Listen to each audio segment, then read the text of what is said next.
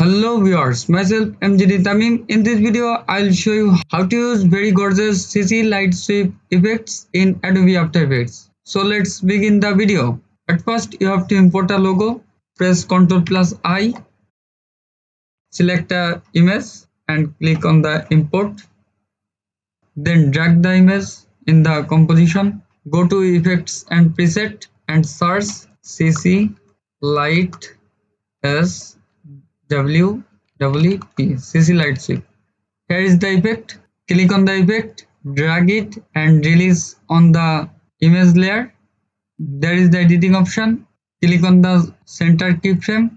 You can see a point. Click on the point and drag it from the starting, and after 20 frames later, click the same point and drag it on the opposite side. If I play it, you can see the effect is already used in the image layer. So here is the result. You can easily use this effect in Adobe After Effects very easily by following this process. Thank you for watching the video.